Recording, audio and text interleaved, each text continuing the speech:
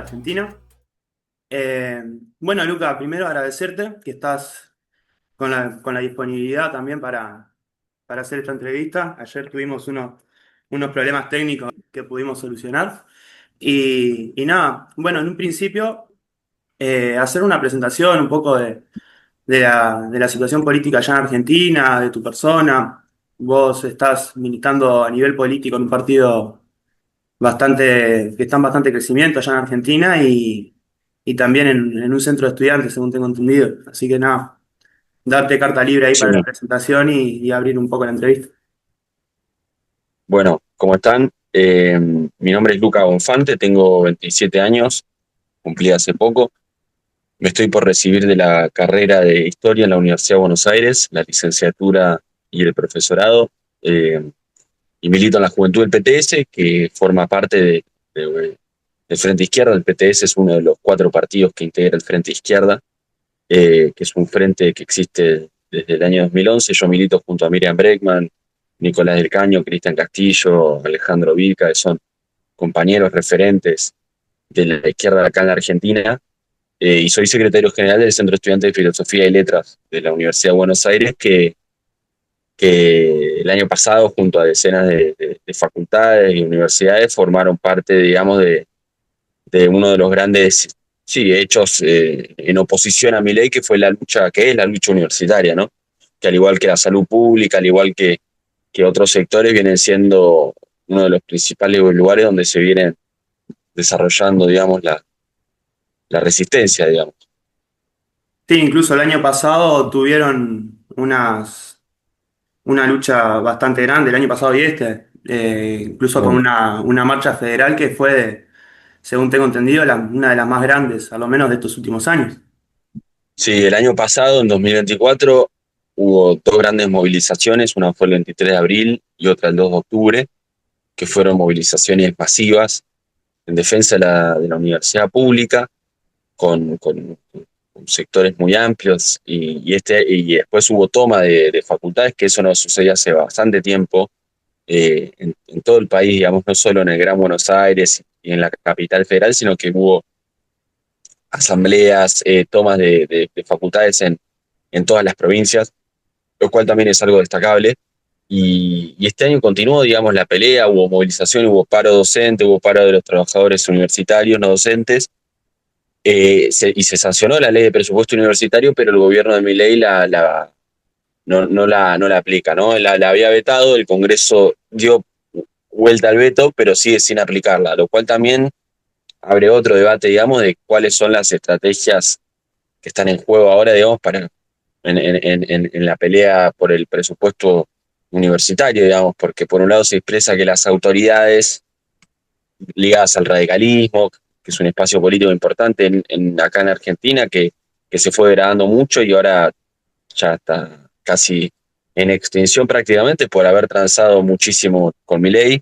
El peronismo también tiene inserción en los rectorados de las universidades, que bueno, tiene una estrategia de negociación con el gobierno y eso viene demostrando que está fallando, digamos. Entonces, de cara al año que viene, sin duda alguna, va a haber un reverdecer probablemente de la lucha universitaria, porque la situación es bastante insostenible, digamos, ¿no? Los salarios de los trabajadores universitarios son una miseria, así que vamos a ver nuevos episodios sin duda alguna.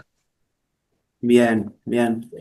Queríamos en primer lugar empezar a encaminar una caracterización capaz de lo que es la situación política en Argentina. O sea, ya lo venís diciendo vos, hay una gran crisis a nivel económica y política, ¿no?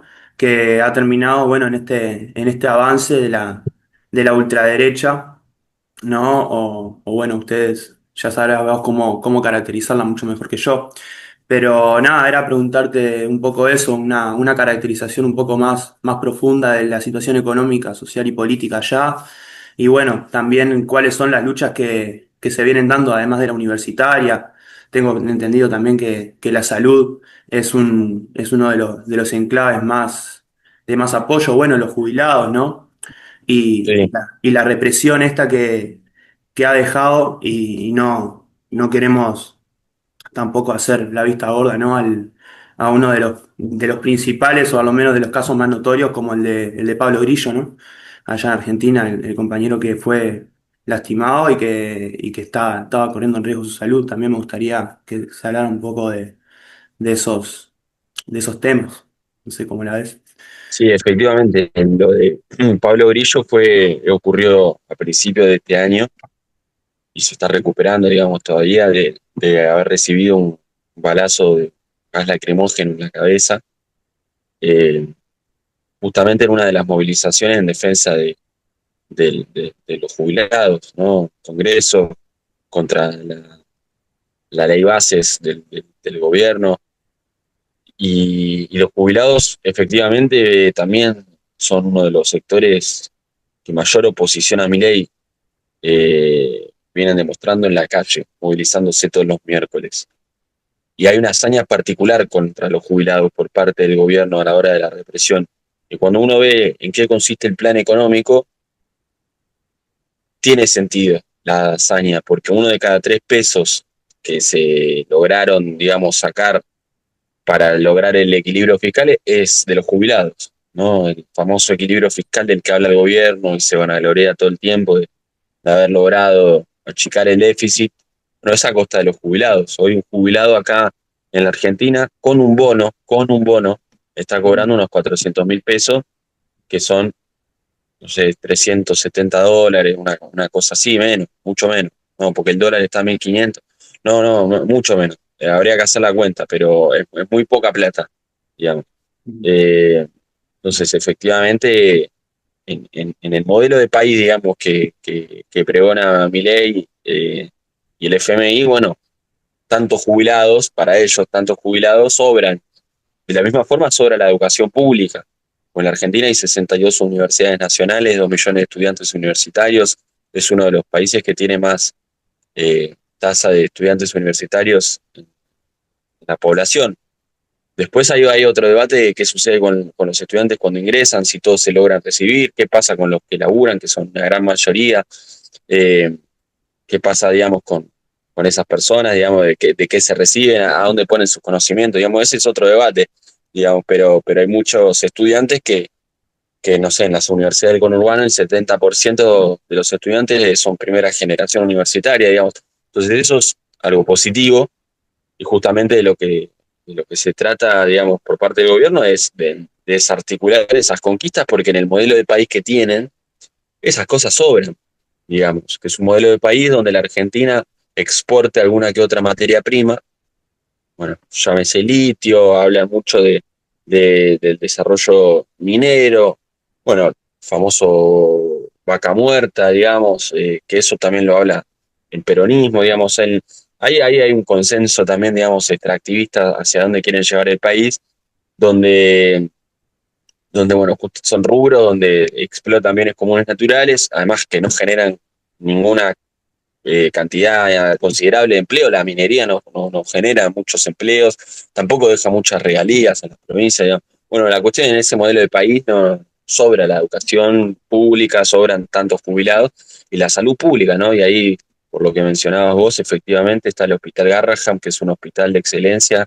a nivel nacional, que sufrió también recortes presupuestarios salariales muy importantes de sus trabajadores y este año llevaron a cabo también lo que fue una de las peleas protagonistas contra el gobierno de Milei y lograron una conquista considerable del salario, lo cual también marca que es posible enfrentar al gobierno.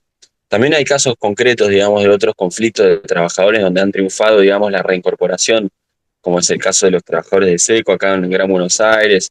Eh, es decir, eso demuestra que cuando se pelea se puede ganar, no hay una derrota desde ese punto de vista, lo cual es importante marcarlo porque situación distinta sería si dijésemos, bueno, che, la verdad que nos han acertado una derrota muy importante, no, está todo para atrás, venimos sufriendo grandes ataques desde ya, pero hay reservas, ¿no? En términos militares incluso para seguir peleando. Y lo de Garraham es considerable porque ahí es un lugar donde la izquierda tiene mucho peso eh, y donde se ha coordinado mucho también con otros sectores, ¿no? Con los jubilados. Entonces ahí es como que hay una muestra de que efectivamente se puede pelear y también muestra que que es importante, digamos, construir la izquierda en los lugares de trabajo, ¿no? En los lugares de estudio, que en última instancia lo que termina marcando la diferencia es el desarrollo de la izquierda en esos lugares, ¿no? Peleando para recuperar los sindicatos que están en manos de burócratas sindicales que no hacen nada.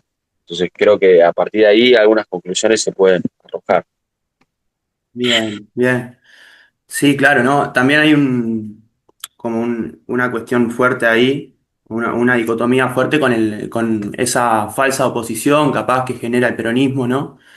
Posicionándose capaz de un lugar mucho más cómplice, incluso han habido como da vuelta a la tortilla, ¿no? En varias votaciones del Parlamento que se ha Sí, seguido, acá, como te decíamos en un principio, acá estamos muy al pendiente de Argentina, porque también es la lucha de la izquierda es una lucha internacionalista, ¿no? Y teniendo tan cerca una situación como la de Argentina, siempre es importante ponerle el foco.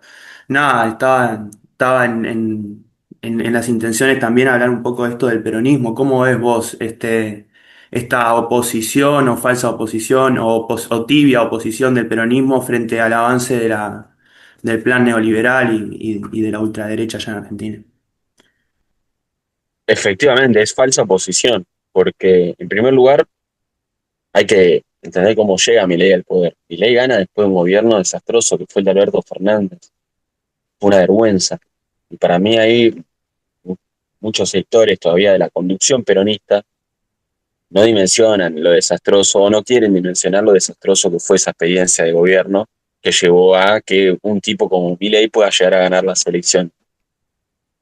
Fue una de las pocas veces en la Argentina que hubo trabajadores, pero bajo la línea de pobreza, es decir, que había baja tasa de desempleo, pero a la vez muchos pobres, digamos. O sea, laburás pero seguís siendo pobre. Eh, Además de que, bueno, se encargó también de institucionalizar o intentar institucionalizar movimientos con mucha potencialidad, como el movimiento de las mujeres y las diversidades, ¿no? Que en la Argentina conquistó el aborto legal, que, que ocupó las calles durante todo el 2018, el 2019. Bueno, cuando asume el gobierno de Alberto Fernández, tratan de institucionalizar todo ese movimiento, incluso llegando a decir Alberto Fernández que estaba feliz de ponerle fin al patriarcado, digo, digamos, eso quedó como un meme, pero lo llegó a decir el tipo. Entonces, claro, con un chabón así que además después saltó a la luz que era un violento con su mujer, o sea, también da lugar a que surja una reacción como la del mileísmo, porque también el fenómeno de Milei hay que entenderlo como una reacción al movimiento de mujeres y diversidades. Es más, además de los elementos económicos, pero también se presentan como una reacción a esa oleada eh, que puso a millones de pibas en las calles, digamos, en el 2018, y que fue una revolución total en los colegios secundarios. Bueno, ahí también hay una brecha para mí entre la población femenina, las diversidades y los varones, ¿no? Que es interesante porque creo que es algo que se extiende más allá de la Argentina, digamos, ¿no? Esa diferencia entre lo que sucede políticamente en un sector y el otro. Entonces, gana el gobierno de Milei y el peronismo, digamos, que asumió con 220 diputados, se le fueron vendiendo y hoy en día, de mes de 220, llegó con 190 y se siguen vendiendo, digamos, para votar leyes claves como la ley Bases, que tenía artículos de reforma laboral que aumentaban el tiempo de rotación, leyes que incluía la ley bases donde se habilitaba, digamos, a eso, ¿no? A que pueda venir alguna multinacional y a poder saquear todo sin ningún tipo de traba, digamos, o facilitando mucho esos aspectos. Eh, Desde el peronismo se ha vendido de una forma brutal en el Parlamento, aunque un sector se ha mantenido opositor, eso es cierto. Ahora, también es cierto que el peronismo conduce gran parte de los sindicatos en Argentina, que son una herramienta de organización muy importante, digamos.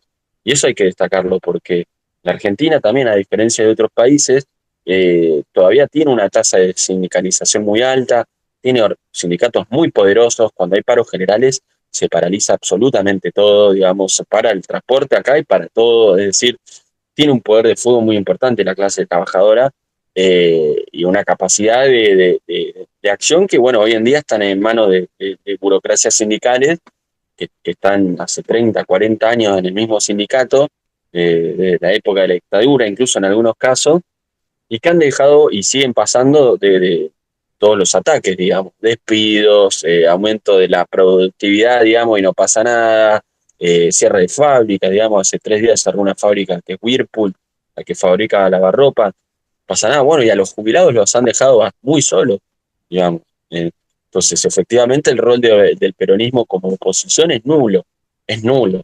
Eh, y además tiene una crisis interna brutal, donde hay distintas facciones que se pelean entre ellas, pero lo más grave de todo es que ahora de cara a la reforma laboral ya dicen que están empezando a negociar, digamos. Entonces, desde ese punto de vista también creo que ahí queda en claro que la estrategia, digamos, de esperar al 2027, digamos, y que Milei haga el trabajo sucio, bueno, es bastante grave, digamos, porque nunca se vuelve a estar, digamos, como se estaba antes en cuanto una vez que se empeoran las condiciones, se empeoran, digamos, no es el círculo es descendente, digamos, no es una espiral descendente.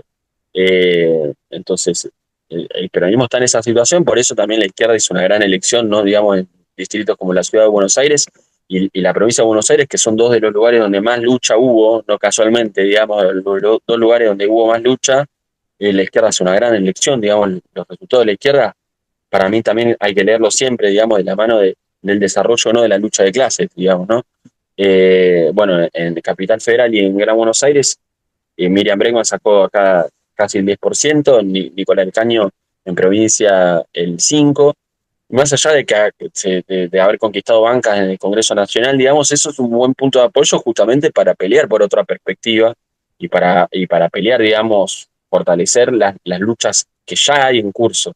Y también para plantear otra perspectiva, que es un poco lo que charlábamos ayer, de desarrollar un nuevo partido en la Argentina, digamos, ¿no? Es un partido de la clase trabajadora, que esa es una discusión que estamos tratando de abrir desde el PTS, digamos, porque consideramos que es un debate fundamental para la época histórica, digamos. En la Argentina no hay un partido de la clase trabajadora eh, propiamente dicho, y con esto no me refiero, digamos, a un partido de trabajadores a lo Brasil, digamos, que tiene un programa, si se quiere, más de conciliación de clases, bueno, nacionalista, burgués, no, es decir, no estamos diciendo que hay que rebajar el programa que tiene el Frente Izquierda, que para nosotros es correcto y de hecho es positivo que exista un espacio así, digamos, que plantea, no sé, el desconocimiento de la deuda, la nacionalización de la banca, digamos, que haya una banca estatal única, la centralización del comercio, que pasen al control de sus trabajadores y se expropien varias de las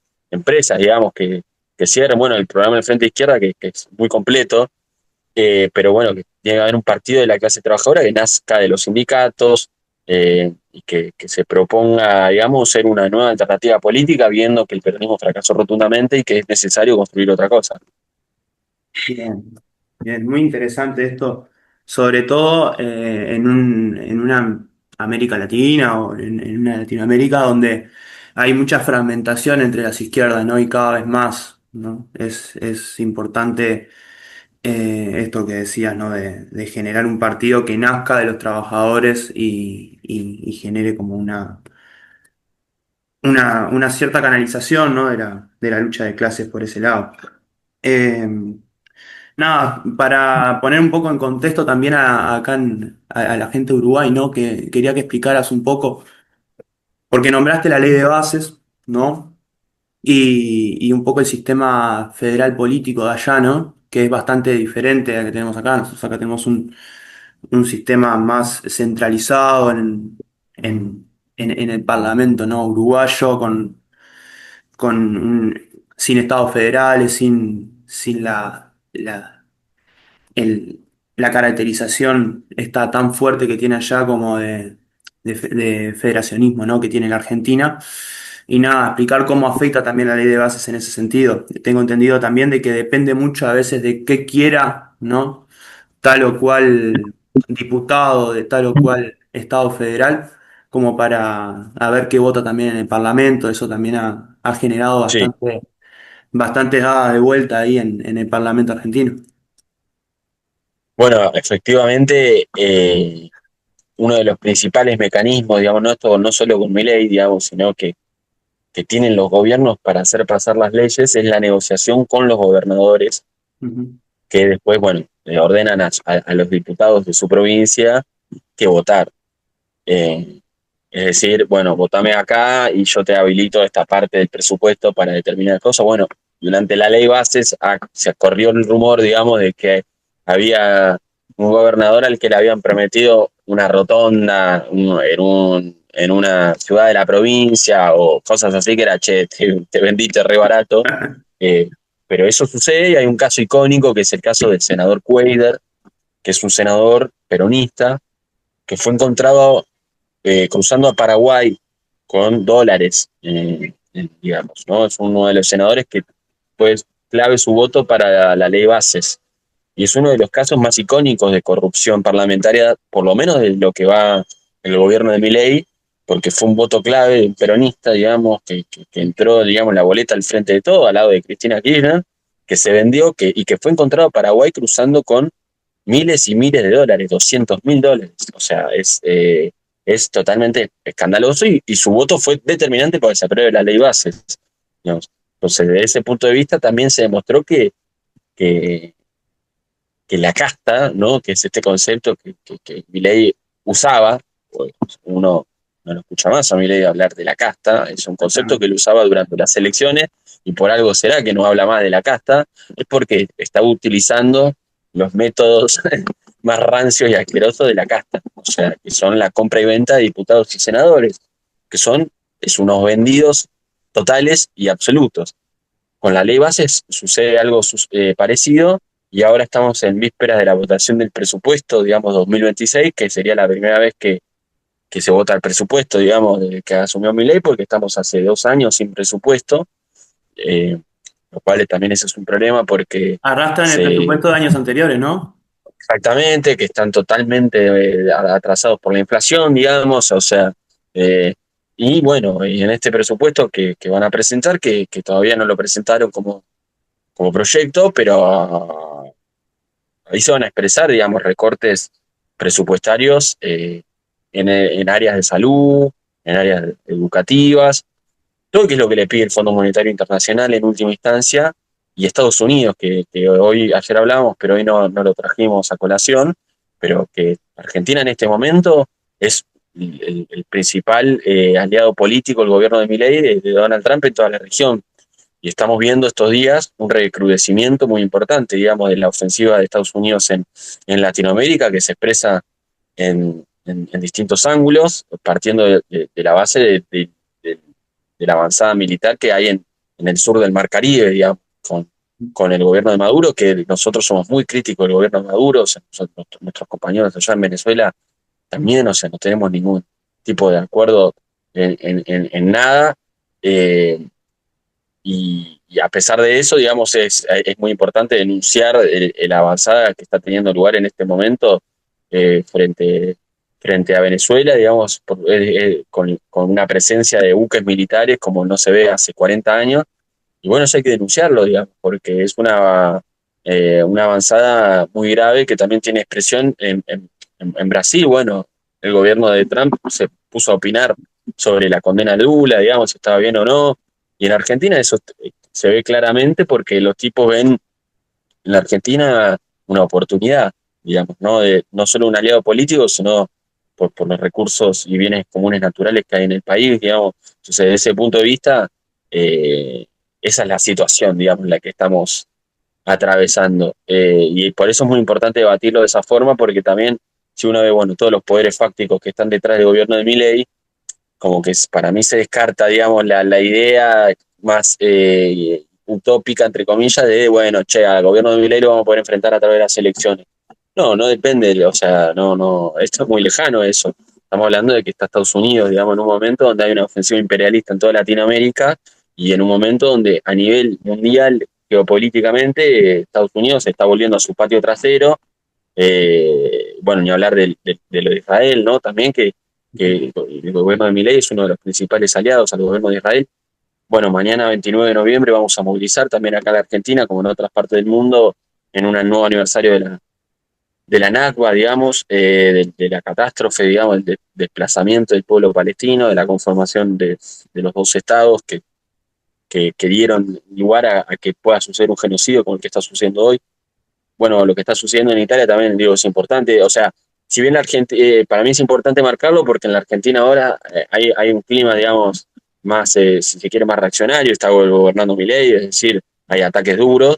Ahora creo que están pasando también otras cosas en el mundo que muestran una polarización, digamos, de derecha a izquierda y que en las cuales nos tenemos que apoyar porque es, digamos, lo más avanzado, digamos, lo que pasa en Italia, los fenómenos en Estados Unidos y creo que hay que prestarle particular atención para replicarlo acá en la Argentina. Sí, en Argentina y en Latinoamérica toda, diría. Tal Eh, cual. Creo que, bueno, está, voy a puntualizar una cosa que dijiste hoy. Esto seguramente no salga grabado al día de hoy, pero bueno, el día de hoy, 28 de noviembre, acá en Uruguay también nos vamos a movilizar y ya de paso mandamos un saludo para los compas de allá de Argentina. Hoy tenemos una vigilia, que por eso esta cara de cansada que vengo trayendo, porque Oh, hoy desde la 1 de la tarde hasta la 1 de la mañana vamos a hacer una vigilia por los niños en Palestina y los niños muertos en Palestina, las infancias muertas en Palestina y también en conmemoración de este aniversario, si se puede decir, de la Nakba, ¿no? En el mundo entero que se conmemora mañana.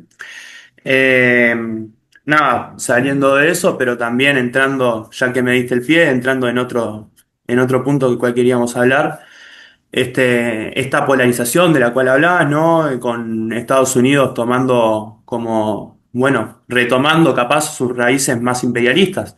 Recordemos que Estados Unidos nunca dejó de ser un país que estuvo siempre a la ofensiva, ¿no? A nivel internacional y que también quiso siempre ocupar, ¿no? Ese gran patio trasero que es América Latina y sobre todo América Latina, Sudamérica, ¿no? Eh, pero también yendo para el otro lado, ¿no? Y cruzando el vasto océano Atlántico y llegando incluso a inmiscuirse en una situación tan complicada como es el genocidio que está ocurriendo en Palestina y en Cisjordania también, en la Franja de Gaza. Eh, Nada, queríamos puntualizar ahí porque tenemos entendido de que vos también estuviste viajando, ya lo hablamos ayer, pero como para retomar un poco de eso, estuviste viajando para allá, estuviste manifestándote en esa gran marcha mundial que hubo hacia Gaza, intentando romper ese cerco que en algún momento se generó. Y bueno, ¿cuál es la lectura que vos hacés de este momento en el cual nos encontramos con un alto al fuego que al final no es tal y una permanente violación de los derechos humanos y una normalización, ¿no? Institucional, ¿no? De parte de algunos estados y de algunos organismos internacionales de de este genocidio en curso que estamos viviendo por primera vez, ¿no? En la historia, en vivo y en directo. sí, efectivamente, la, la situación, digamos, en Palestina, digamos, tanto en lo que sucede en Gaza como lo que viene sucediendo en Cisjordania, los territorios ocupados, son un ejemplo de que si a alguien le quedaba alguna duda, digamos, que todavía existe el colonialismo en el siglo XXI, de que todavía existe el imperialismo, que todavía existen regímenes de apartheid, porque lo que sucede en Israel es eso, es un apartheid donde los ciudadanos palestinos, los ciudadanos árabes son tratados como ciudadanos de segunda, eh, más allá de Gaza, ¿no? En todos los territorios ocupados, que es el ADN del Estado de Israel, ¿no? Está en su origen esa naturaleza de ser un Estado sionista y de apartheid, con intereses imperialistas en la región, porque si algo hemos visto este año es el ataque de Israel hacia todos los países de la región, Líbano, Irán, bueno, todos los que son los territorios ocupados, bueno, por si queda alguna duda de que el interés de Israel en la región es eso, ser un enclave colonial que defienda los intereses de Occidente a cualquier costo, manteniendo a raya, entre comillas, a todos los países de, de la región. En ese marco, el movimiento contra el genocidio que se viene desenvolviendo, para mí es histórico, y como hablábamos ayer, digamos, y comparándolo con el movimiento antiguerra de Vietnam que hubo en los 60, en los 70, que también marcó a toda una generación, digamos, en distintas partes del mundo, generando también movimientos culturales. Yo creo que Palestina también está generando movimientos culturales zarpados o sectores de la cultura que se están involucrando respecto a eso, pero tiene una particularidad para mí distintiva, varias, pero una de ellas es que a diferencia de la guerra de Vietnam, en la cual llegaban, ¿no?, los cajones de los jóvenes a Estados Unidos, donde había un impacto concreto, digamos, de lo que implicaba ir a la guerra, en el caso palestino es distinto, digamos, porque no sucede eso, es una solidaridad, digamos, que va más allá de eso, ¿no? Que va más allá de que seas vos el que va a la guerra. Es pronunciarse contra un genocidio. Eh, que ya causó decenas de miles de muertos, entre ellos muchísimos niños, muchísimas mujeres, que ha destruido colegios, que ha destruido hospitales, y que efectivamente lo estamos viendo a plena luz del día, desde distintos ángulos, de distintas redes sociales. En ese marco, el movimiento, digamos, juvenil que se empezó a desarrollar el año pasado en las universidades, sobre todo en universidades que eran de élite también en Estados Unidos, la Universidad de Columbia, digamos, lugares donde uno nunca podría haber dicho que se iba a desarrollar un movimiento tan anticolonial también, porque que se haya desarrollado en Estados Unidos también es muy considerable, porque Estados Unidos e Israel, durante décadas y décadas, se presentaban a sí mismos como países con los mismos intereses. Bueno, ahora en Estados Unidos se abrió toda una brecha con eso, y es una brecha que incluye una discusión muy fuerte dentro del propio Partido Republicano, ¿no? Que digo, eso es capítulo aparte, digamos, para ver las internas que están sucediendo ahí en el Partido Republicano, digamos, pero esto lo traigo a colación para dar cuenta del fenómeno profundo que implica este movimiento en defensa del pueblo palestino, que se está hasta colando, digamos, en espacios como el Partido Republicano, eh, eh, y efectivamente este año el movimiento contra el genocidio se profundizó, y para mí lo más destacable es lo que está sucediendo en Italia, lo que sucedió el 22 de septiembre en Italia, que hoy mismo hay una huelga general, hoy 28, estamos el 28 de noviembre del 2025, hoy hay una huelga general en Italia nuevamente, eh, contra los presupuestos de guerra de Meloni, y contra el genocidio en defensa del pueblo palestino. Y esto lo traigo también sobre la mesa porque eh, que entre la clase trabajadora en la escena es muy considerable, digamos. Es decir, que entre en los sectores que son los encargados de que se envíen por los puertos, digamos, los armamentos, los sectores que se encargan de mover todo, que son los trabajadores, que entren en la escena, bueno, para mí es muy destacable, y que entren en la escena por una causa internacional, eh, porque veníamos de ciclos de revueltas también, ¿no? Bueno, acá en Latinoamérica estuvo la revuelta chilena en 2019, en Ecuador también, veníamos de, bueno, ahora también en todo lo que es en el sur de Asia también viene habiendo movilizaciones, está lo de Nepal, que son de carácter más revueltístico, digamos, que es muy interesante. Ahora, una cosa es eso y otra cosa es que entre la clase trabajadora con sus métodos, que son los paros generales, las movilizaciones, con los sindicatos. Eso para mí es muy considerable, y ahora hay una etapa muy nueva, digamos, para mí, que hay que ver cómo se sigue desarrollando, pero una etapa nueva en la lucha de clases a nivel internacional, que para mí tiene que ver con una recomposición subjetiva de la clase trabajadora que durante todo el neoliberalismo, bueno, venía expresándose de distintas formas. Esto me parece un salto en la conciencia, que hay que ver cómo, para dónde se desarrolla, ¿no? Pero muy considerable. En ese marco, el viaje que hicimos nosotros se marca en este movimiento internacional, ¿no? Nosotros formamos parte de la Marcha Global a Gaza, que tenía el objetivo justamente de llegar a Gaza a través de Egipto, que se enmarca también con otras iniciativas como la Global Summit Flotilla, que intentaba llegar a Gaza a través de agua, bueno, tuvo el intento hace poco con más de 40 flotillas, que también un intento histórico, también los han interceptado en medio del mar, pero ha tenido una visibilidad, es decir, el objetivo se ha cumplido.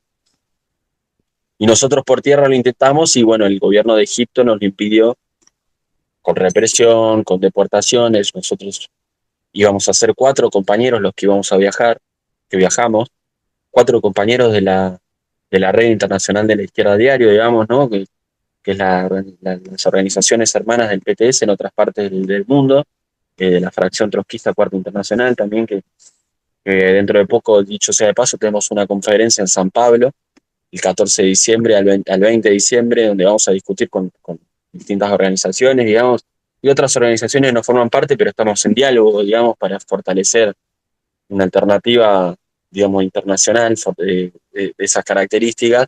Bueno, íbamos a hacer cuatro y a dos compañeros de España, íbamos a hacer cinco, perdón, a dos compañeros en España, los deportan en el aeropuerto, apenas llegan, nosotros zafamos de esa, pero bueno, la policía entrando en los hoteles, deportando gente, la policía secreta también los últimos días eh, en el Cairo, pero sin duda alguna fue una experiencia donde se demostraba, ¿no? La solidaridad internacional que había de muchas personas del mundo para movilizarse a Egipto, que es un régimen, digamos, dictatorial, el de Egipto, con el Sisi, y también fue una pequeña muestra, no sé si pequeña, pero fue una muestra muy clara de la complicidad de los gobiernos árabes, ¿no? Con el Estado de Israel, de las burguesías árabes, y cómo son cómplices del Estado genocida de Israel.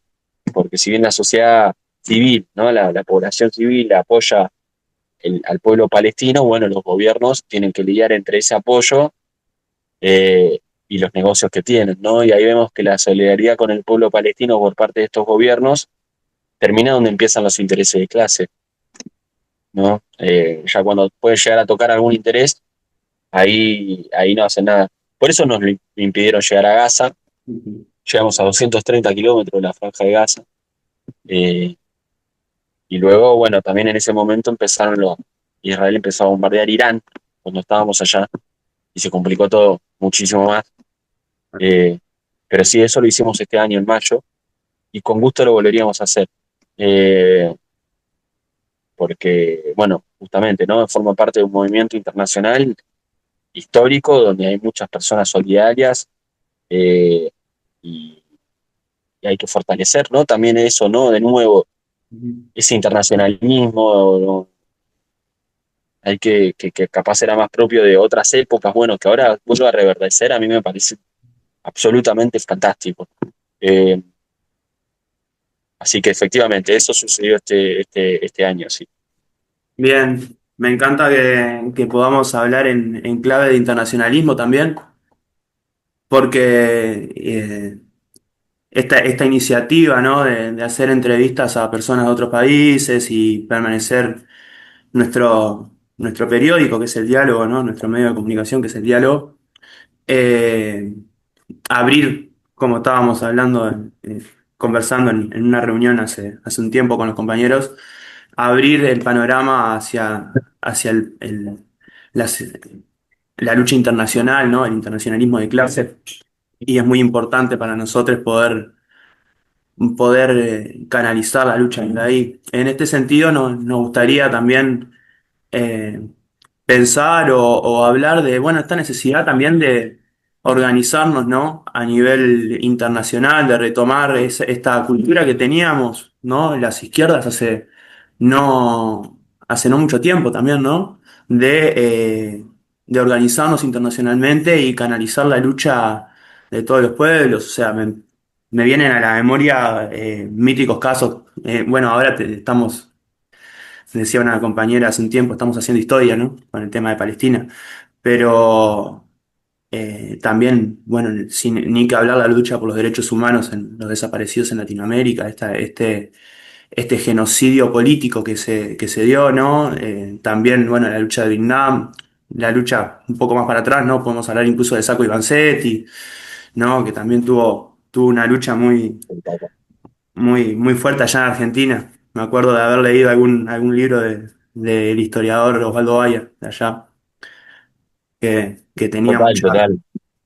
mucha data sobre eso. Y nada, me gustaría rescatar esto, ¿no? La necesidad y cómo ves vos el camino que podemos emprender, ¿no? En este reunirnos colectivo a nivel internacional de las izquierdas, sobre todo el trotskismo, que también, o sea, tenemos como esa tradición, ¿no? Ideológica y tenemos ese permanente repensarnos en clave internacional. Sí, está muy buena la reflexión porque el internacionalismo yo creo que es fundamental, digamos, que se debata mucho más, inclusive viendo también las experiencias concretas que viene habiendo el día de hoy, donde hay alternativas, digamos, que surgen. Bueno, hablábamos ayer un poco de Magnani, ¿no? De lo que él expresa, que sucede por abajo, después el movimiento que hay por Palestina, el fenómeno que hay en la juventud, donde el socialismo está bien visto, digamos. Pero bueno, Magnani es una alternativa política que está dentro de los marcos del régimen, digamos, porque forma parte del Partido Demócrata, y ya estamos viendo hoy los condicionamientos que le pone el establishment. Podríamos decir lo mismo del Die Linke en Alemania, que es la izquierda que hizo una gran elección también.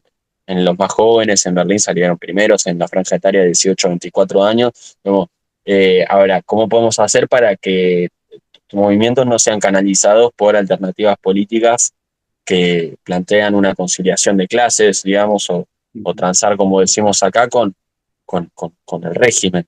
¿No? Porque después ya vemos cuáles son los límites que tienen esas experiencias. Acá en Latinoamérica lo vimos muchísimo eso. O sea, ya El quedó famoso claro, digamos, progresismo. que exactamente el famoso progresismo, que puede mutar de forma y de color, digamos, pero que en última instancia mantiene la misma estrategia que después termina abriéndole la puerta a derechas cada vez peor, digamos, ¿no? Entonces, desde ese punto de vista también retomo la importancia de pensar en términos de independencia de clase como una brújula, digamos, para pensar el internacionalismo, en primer lugar, eh, y también pensar justamente, ¿no? Con qué estrategias, ¿no? Yo creo que ahí el aspecto también de la importancia que tiene la autoorganización es muy importante, que nosotros lo debatimos permanentemente, pero la importancia de, de pelear para que haya asambleas en los lugares de trabajo, en los lugares de estudio, comités de acción, digamos, que permitan superar, digamos, las trabas burocráticas que hoy existen, digamos, en el movimiento obrero. eh, y ahí, de nuevo, yo creo que el caso italiano, donde, a ver, la huelga general se impulsa, digamos, desde sindicatos de base, eh, que es bastante interesante lo que ha sucedido ahí, porque son sindicatos, digamos, de una tradición más de izquierda, que han logrado imponer una huelga general en todo el país, digamos, ahí donde las burocracias sindicales italianas no les quedó otra que formar parte y movilizar, digamos. Entonces, la importancia ahí de construir una izquierda de los trabajadores, no propiamente dicha, que tenga inserción en el movimiento obrero, en los sindicatos, en los lugares de estudio, que haga peso, que tenga lugares donde marque la diferencia, digamos, centros de gravedad, digamos, ¿no? Le llamamos nosotros, o bastiones, digamos, desde el punto de vista de, bueno, este es un lugar donde se concentra mucho peso y acá se puede marcar la diferencia y a partir de ahí, bueno, mostrar, digamos, una vidriera, digamos, hacia otros sectores o incluso impulsar, bueno, el Hospital Garrafa en un poco cumple esa función porque es un lugar donde tiene mucho peso y ha logrado una conquista importante, que es el aumento salarial, como hablábamos antes. Pero bueno, yo creo que es muy importante el internacionalismo, digamos, y establecer diálogos entre las organizaciones, digamos, de, de izquierda, que de repente quizás venimos de tradiciones distintas, pero que se puede empezar a establecer un diálogo, un acercamiento, abrir debates, digamos. En ese sentido, nosotros como PTS, que forma parte, digamos, de la acción trotskista, digamos, Corte Internacional, que puso la red internacional de diarios, estamos un poco tratando de llevar a cabo eso, ¿no? Impulsar un movimiento, digamos, por una reconstrucción internacionalista, ¿no? Eh, Apoyándose en los fenómenos más avanzados de la realidad, ¿no? Que son el movimiento por Palestina, etcétera. Pero yo creo que es muy importante, digamos, eh, establecer foros de debate, digamos, para aglutinar, digamos, ¿no? Lo que está disperso, ¿no? O sea, desde ese punto de vista está muy buena, digamos, este diálogo en concreto, digamos, porque creo que puede permitir también ahí nosotros como PTS en Uruguay tenemos un pequeño grupo que lleva a cabo la Izquierda Diaria Uruguay, digamos, que, que, que nada, no somos más pequeños que en Argentina, digamos, pero que está bueno, bueno, pensar cómo establecer puentes, ¿no? De diálogo y vínculos. Sí, sí, tenemos conocimiento de la izquierda diaria Uruguay y tenemos también allegadas ahí. También estamos abiertos, está el espacio abierto y estamos abiertos nosotros también a empezar a impulsar este diálogo también tan necesario a nivel internacional y esta línea de acción sobre todo, ¿no? En esto de que la lucha también debe llevarse a la acción y debemos también mancomunar esfuerzos en concretar la lucha o en hacer más visible la lucha de clases o en generar las condiciones que para nosotros ya están dadas, ¿no? De avanzar hacia una izquierda más unificada, un frente común, ¿no? Internacional que nos permita ir hacia otro modelo, porque al fin y al cabo, o sea, no. No dejamos, ¿no? de pertenecer a pesar de las condiciones y el momento histórico en el cual nos encontramos, donde la derecha y el neoliberalismo siguen avanzando. Somos socialistas y creemos en un mundo mejor, ¿no? Si no, no estaríamos luchando. Creo que eso es una base también para pensar, ¿no? Esto en clave de lucha de clases y en clave de interseccionalidad de luchas también, ¿no? Como impulsar el internacionalismo me parece primordial en ese sentido. Nada, por otra parte, nos gustaría, bueno, que quedara el contacto establecido. Yo me muero de ganas de ir para Argentina a charlar con ustedes, así que en cualquier momento andaremos por allá. Yo de ganas de ir a Uruguay, así que podemos hacer ahí. Bienvenido seas, acá Bueno, te vamos a recibir con los brazos abiertos. Nada, capaz que por último y para cerrar un poco la entrevista, si querés dejar algún mensaje, no sé, me parece que es importante en este sentido las reflexiones que se pueden hacer desde todos los lugares y nada, abrirte paso para que expreses lo que quieras y lo que sientas mejor. sí, bueno, sobre todo me gustaría dejar planteado que hay que fortalecer el internacionalismo en toda Latinoamérica en este momento particular, donde estamos viendo, como hablábamos antes, una avanzada de Estados Unidos en toda la región. Y en ese marco, en la Argentina, que en este momento gobierna Milei, que es la, una de las cabezas de la reacción a nivel internacional junto a Trump y Netanyahu, básicamente, es muy importante, digamos, el diálogo con los países de la región y sobre todo Uruguay, que es un país que, que tiene múltiples vínculos con la Argentina. Lo que sucede en Uruguay se ve en Argentina y viceversa. Entonces, desde ese punto de vista, eh, lo que se diga también en Uruguay tiene peso, digamos, y las muestras de solidaridad, acompañamiento y diálogo también son más que útiles acá. Eh, y efectivamente creo que hay que fortalecer, digamos, ese diálogo entre las izquierdas de un país y otro, digamos, ¿no? Me parece una tarea fundamental y sobre todo de la juventud, ¿no? Que esa tarea la lleva a cabo la juventud, me parece lo más importante, ¿no? Pero por mi parte eso, sí. Vamos. Bueno, muchas gracias, Luca. Vamos a cortar la transmisión y bueno, quedaremos en contacto. De buena manera. Bueno, Te pediría capaz que te quedaras un poquito para terminar de hablar unas cosas y, sí, obvio, dale. ¿vale? Bueno, muchas gracias a todos por estar viendo y les mandamos un saludo desde el Gran Río de la Plata, ya que estamos.